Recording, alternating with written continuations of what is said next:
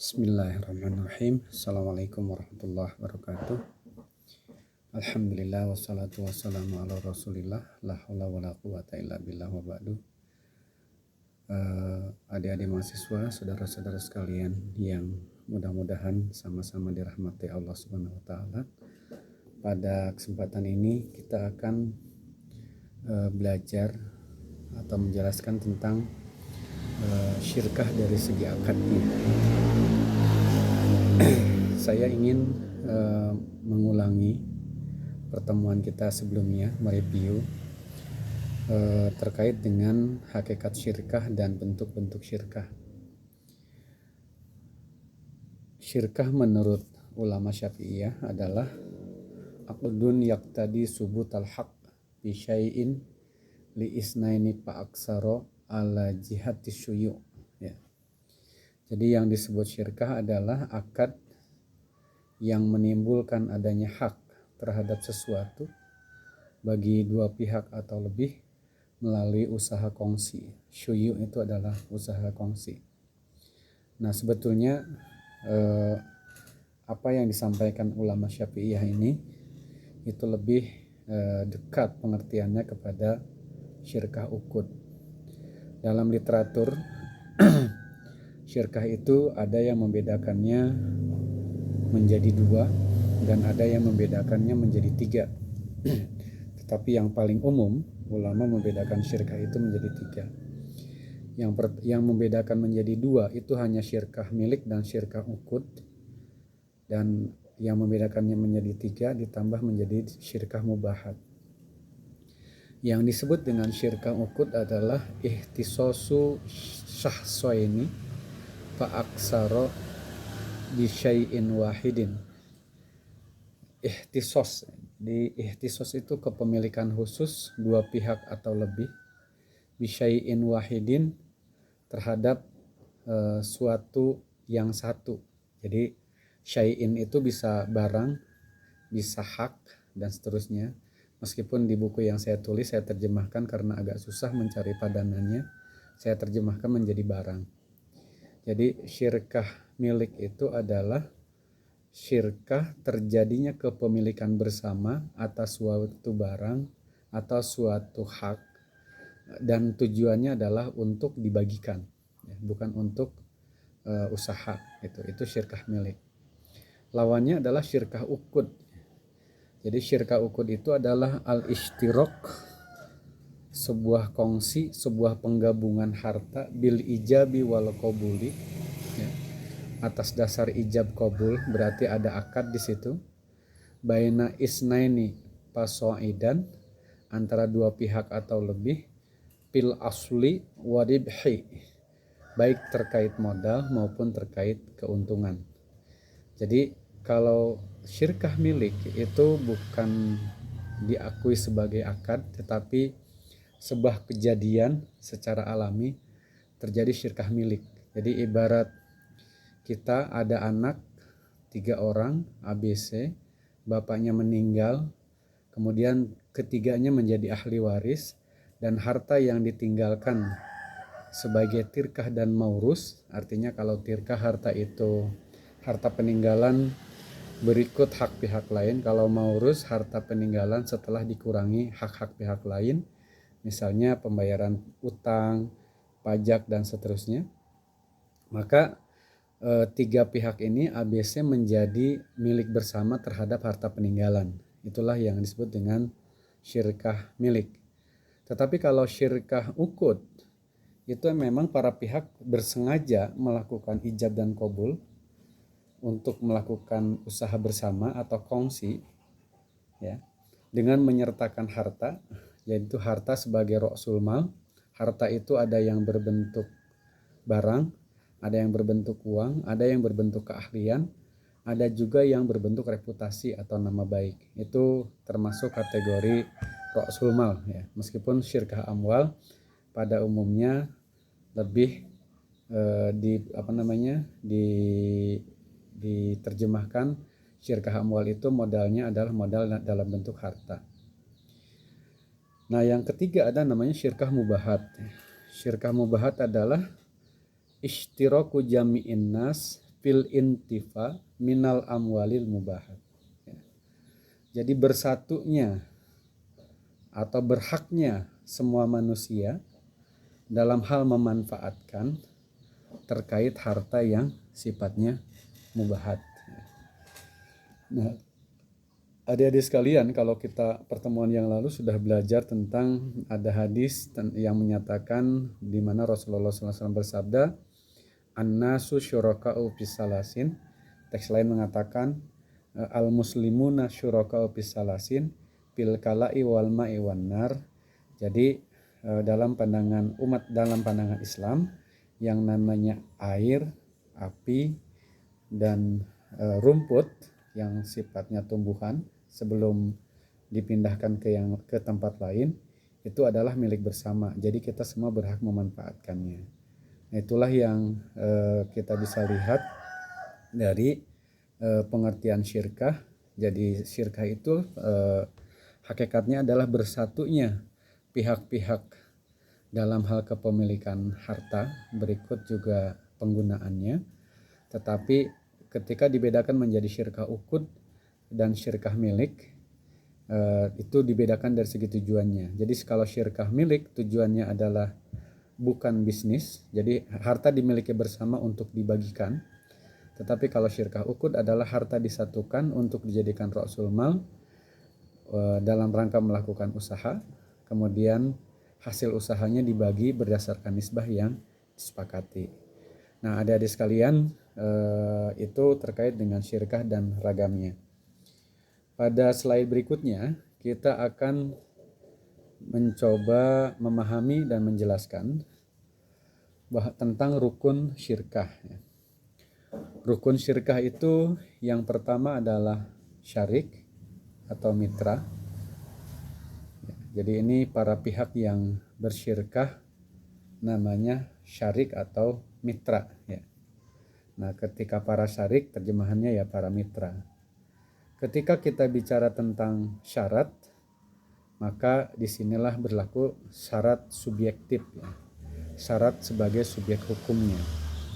Apakah pelaku atau pihak yang melakukan akad syirkah itu memenuhi syarat sebagai subjek hukum atau tidak. Nah, itu nanti kita akan diskusikan. Yang kedua ada rukunnya adalah syigot akad ya.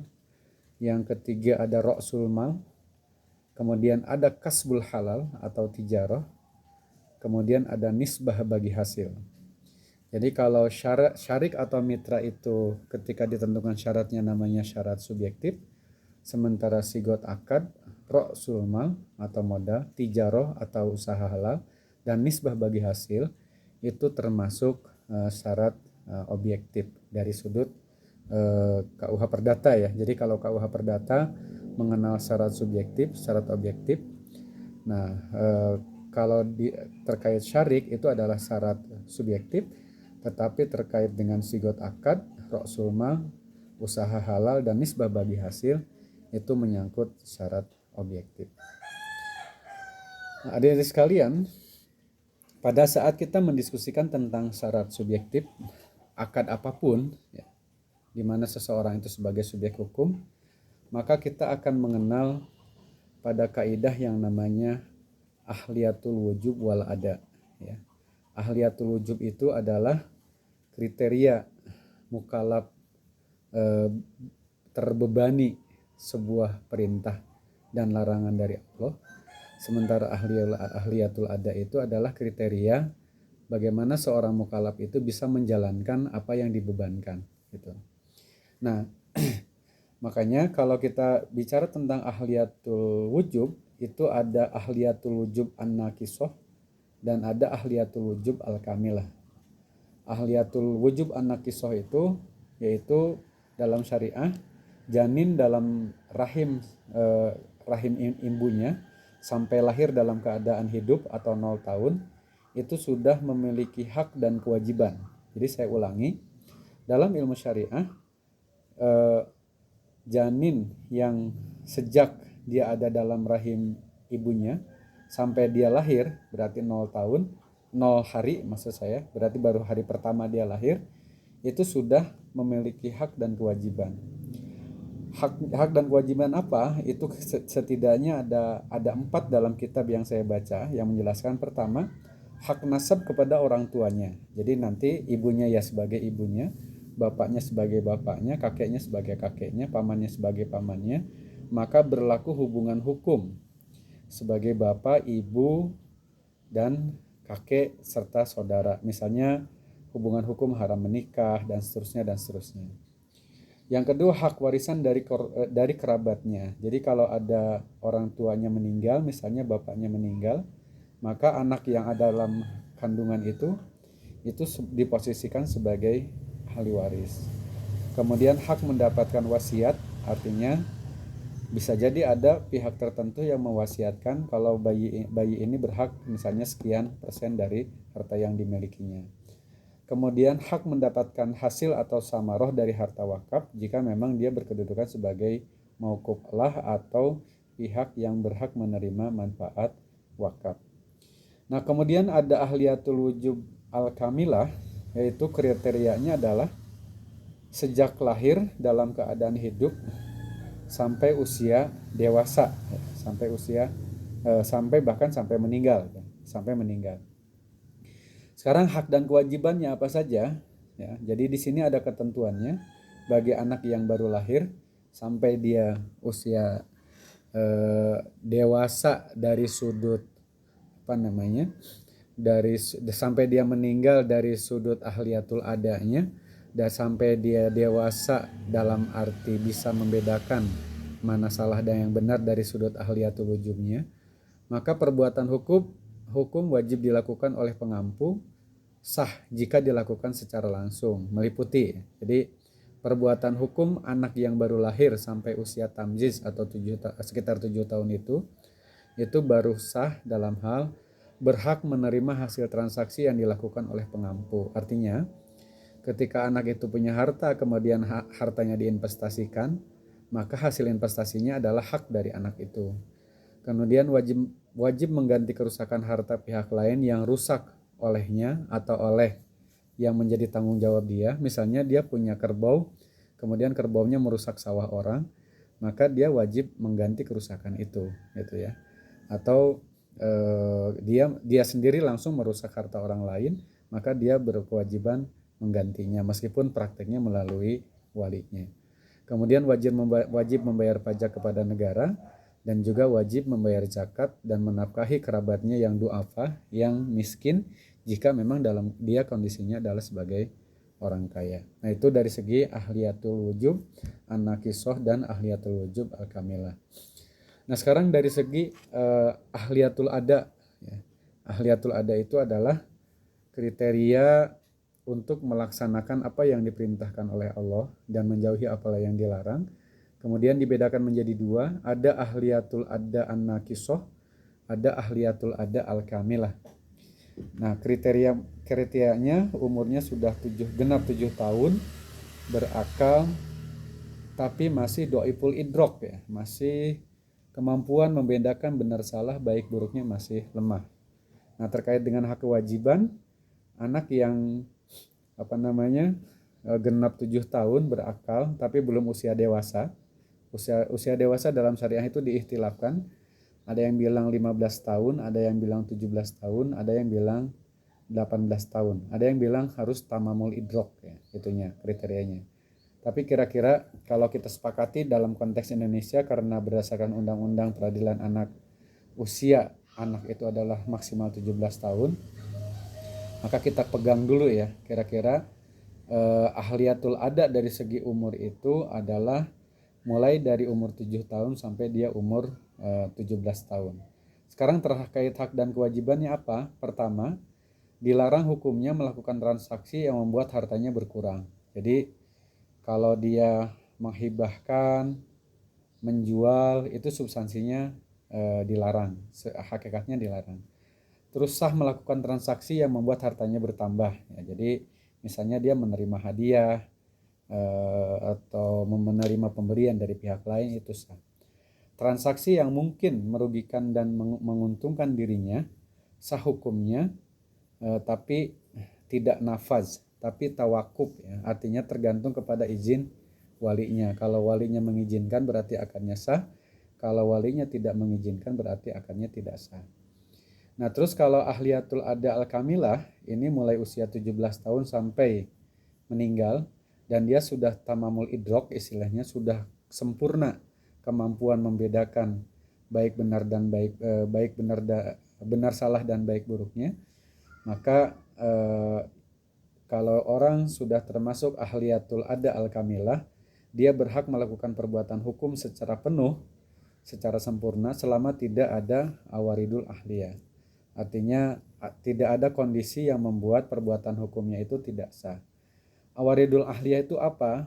Kondisi-kondisi seperti apa yang dilarang seseorang itu dilarang melakukan perbuatan hukum. Dalam literatur fikih itu ada 8 kondisi.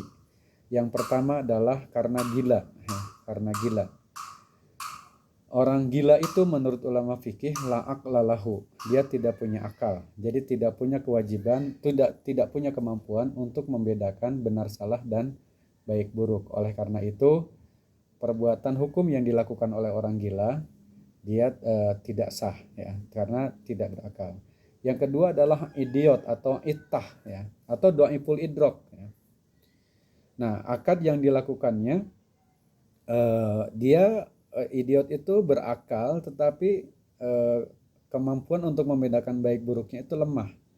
Ya, kemampuan untuk membedakan benar salahnya itu lemah. Sehingga bisa jadi dia tidak mudah ditipu oleh orang lain. Oleh karena itu maka ulama mengatakan kalau orang idiot atau ittah atau dhaiful idrok itu akadnya sah, tapi sifatnya mauquf ya. Mauquf itu apa? Yaitu sah tidaknya, jadi tidaknya akad itu tergantung kepada izin pengampunya. Kemudian yang ketiga tidak pingsan ya, karena orang pingsan itu tidak punya kehendak. Kemudian tidak sedang tidur, yang keempat karena orang tidur juga tidak punya kehendak. Yang kelima maradul maut ya. Maradul maut itu orang yang meninggal, orang yang sakit dan sakit kemudian meninggal. Jadi dia sakit terakhir gitu. Itu transaksinya kalau dihubungkan dengan dengan pihak ketiga, artinya orang-orang yang punya utang ke dia, orang-orang yang punya piutang ke dia, itu bisa jadi akadnya tidak sah karena bisa jadi merugikan para madin ya, para dain ya. Jadi di situ keabsahan akadnya dia dikatakan akadnya sah tetapi sifatnya mauquf karena bergantung kepada izin dari para dain, dari ratifikasi para dain, pengakuan atau izin dari orang-orang yang punya piutang kepada dia. Kemudian yang kelima orang mabuk ya, sukar itu sama la irodah, akadnya juga tidak sah. Kemudian ada sapah orang boros, dhaiful idrok ya, lemah kemampuannya. Yang terakhir adalah orang bangkrut, orang iflas, itu juga akadnya sifatnya mauquf tergantung pada izin dari para dain atau orang-orang yang punya piutang kepada dia. Jadi akad syirkah meskipun dalam kitab-kitab fikih syirkah tidak ditentukan syarat ini, tetapi syarat ini tetap berlaku dalam hal pihak yang melakukan akad pihak yang melakukan akad akan melakukan akad syirkah. Nah, sekarang yang disebut dengan syarat umum. Syarat khususnya apa? Syarat khususnya sebetulnya ada 2 ya, orang yang melakukan syirkah itu. Yang pertama adalah pihak tersebut harus memiliki harta untuk dijadikan ra'sul mal.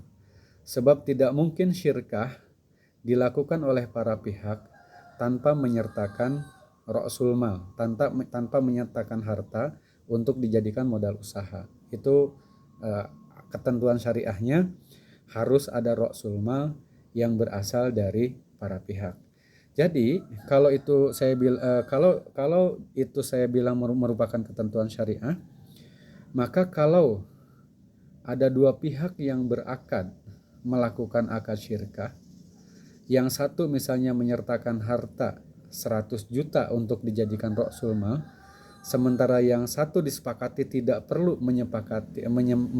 menyertakan harta, maka yang terjadi apakah akad syariahnya itu sah atau tidak, batal atau tidak. Adik-adik sekalian, kalau ketentuan syariah itu tidak bisa berubah karena kesepakatan. Jadi dari segi teori akad syirkah, kalau seseorang itu dua pihak atau lebih bersyirkah, masing-masing misalnya menyertakan modal 100 juta, kemudian sepakat melakukan usaha di bidang apa, kemudian hasil usahanya, keuntungannya dibagi kepada para pihak berdasarkan nisbah yang disepakati, apakah proporsional atau kesepakatan, maka itulah terjadi syirkah. Maka yang akan jadi pertanyaan di lapangan adalah ketika tiga pihak misalnya bersepakat untuk melakukan syirkah, A menyertakan dana 100 juta, B menyertakan dana 100 juta, kemudian C tidak menyertakan dana dan itu disepakati oleh para pihak untuk ikut bersyirkah tapi tidak menyertakan dana, maka akad syirkahnya tidak ada, tidak terjadi, tidak inikod dalam bahasa fikih Hanafiyahnya, karena ada syarat yang tidak terpenuhi, yaitu para pihak harus memenuhi ketentuan syariah bahwa jika bersyirkah harus menyertakan modal, harus menyertakan harta untuk dijadikan modal usaha. Beda halnya misalnya dalam kondisi begini, ada dua pihak yang bersyirkah, A dengan B, usahanya misalnya di bidang transportasi, sebut saja menyewakan mobil misalnya. Jadi A menyertakan duit 100 juta, B menyertakan duit 100 juta, kemudian terkumpullah duit 200 juta, kemudian dibelikan mobil untuk disewakan misalnya. Nah kemudian hasil penyewaan itu setelah dipotong biaya-biaya diakui sebagai keuntungan yang dibagi kepada para syarik berdasarkan nisbah yang disepakati. Nah itu namanya syirkah syirkah amwal. Nah sekarang bisa jadi A misalnya dengan B bersepakat melakukan syirkah, usaha syirkah. A menyertakan modal misalnya sebanyak 10 kijang Innova, sementara B ya disepakati tidak perlu menyertakan modal, gitu ya, tidak perlu menyertakan modal. Nah maka syirkah seperti ini tidak terjadi syirkah. Tetapi kalau saja misalnya di kenyataannya adalah A menyertakan modal sebanyak 10 mobil Innova misalnya, kemudian B melakukan usaha tanpa menyertakan modal, maka akad tersebut secara formal namanya akadnya syirkah, tetapi secara substansi bisa jadi akad itu diakui sebagai akad mudorobah. Teorinya namanya tahawulul akdi dalam kitab ilmu fikih seperti itu. Jadi adik-adik sekalian, saya ingin pertegas bahwa dalam akad syirkah ketika ada pihak yang tidak menyertakan modal, substansinya syirkah tidak inikod, tidak pernah ada, tidak pernah wujud, tidak pernah terjadi. Yang kedua, masing-masing pihak yang bersyirkah itu harus memiliki keahlian atau keterampilan usaha yang kurang lebih sama, sejenis ya. Jadi kalau memang pihaknya sepakat berusaha di bidang transportasi, maka masing-masing yang bersyirkah itu mempunyai pengetahuan yang cukup tentang transportasi.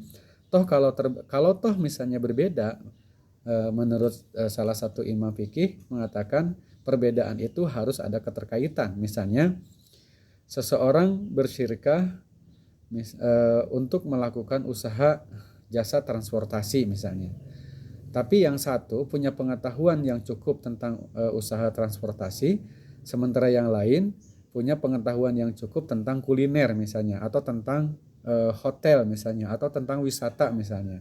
Nah kita tahu jasa transportasi itu berkaitan dengan jasa wisata, dengan perhotelan, dengan kuliner dan seterusnya.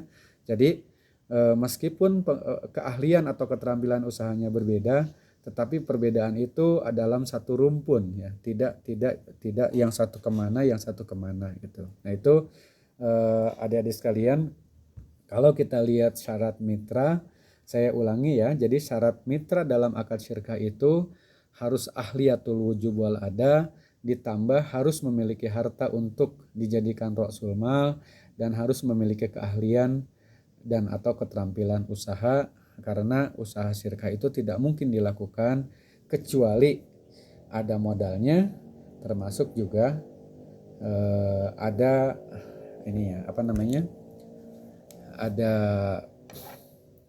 ada usaha yang dilakukan agar memperoleh keuntungan untuk dibagi hasilkan.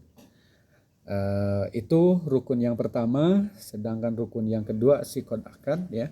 Nanti sigot akad kita akan lanjutkan pada bahan tayang berikutnya.